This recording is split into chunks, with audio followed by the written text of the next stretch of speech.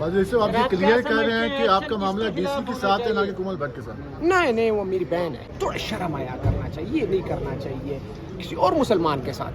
यकीन करे आज मुझे तरस आ रहे हैं उस पर। सलाम दुआ बंद थी कि मैं आपने मेरे साथ इतना जुल्म किया, उसके बाद मेरे जब आपके साथ सलाम दुआ बंद है उसके बावजूद आप मुझे क्यों फ़ोन कर रहे हैं? किस चीज़ के लिए आप मुझे कह रहे हैं कि इनसे मिले, इनसे मुझे तो शर्म आती है ये चीज़ बार बार डिस्कस करना।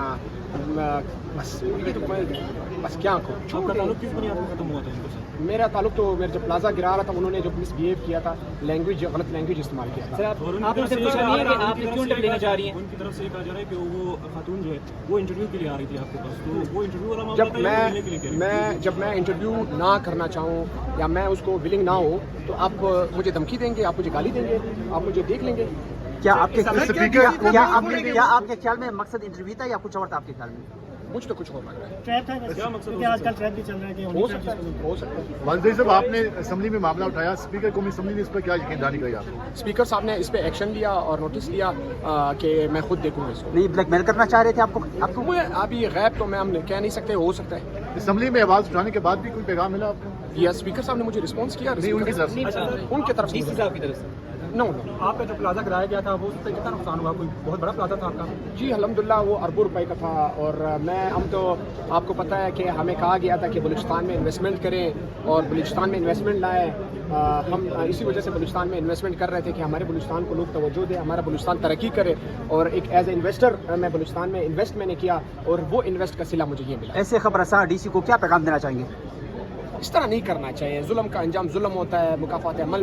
ये जो मैं कहता हूँ कि थोड़ा शर्म हया करना चाहिए, थोड़ा शर्म हया करना चाहिए, ये नहीं करना चाहिए किसी और मुसलमान के साथ। यकीन करे आज मुझे तरस आ रहे हैं उस पर, शर्म आ रही है। क्या आदिल बाज़ई साहब लड़की के जरिए ब्लैकमेल हो जाएगा? नहीं अल्हम्दुलिल्लाह अगर ब्लैकमेल हो तो 26 अमेंडमेंट में हो जाता। वाजिद साहब ये मैसेज आपको कितने दिन पहले मिला था? ये 3 अप्रैल को उसने मुझे मैसेज किया था। ये भी कहा जा रहा है कि एक जने पिंकी का केस चल रहा था, दूसरे ने आपने कोमल भट्ट का केस उठा दिया, तो क्या ये दोनों मिलते जुलते केस? मुझे नहीं पता इस चीज़ की, मुझे इल्म नहीं। जिनकी कोमल भट्ट से कभी मुलाकात हुई है? कभी भी नहीं। सर जिनकी आप बात करें उनकी तस्वीर स्पीकर साहब के साथ भी हैं, तो वो कैसे एक्शन लेंगे फिर? पता नहीं, वो तो इंशाल्लाह मुझे यकीन है कि वो उसके खिलाफ कार्रवाई करेंगे। आपके एमएलए यहाँ पे गिरफ्तार हुए थे पार्लियामान के अंदर से, स्पीकर साहब ने उनके खिलाफ तो कोई एक्शन नहीं लिया, तो आप क्या एक्शन लेंगे? उम्मीद रखते हैं, ये जिंदगी उम्मीद पे कायम है।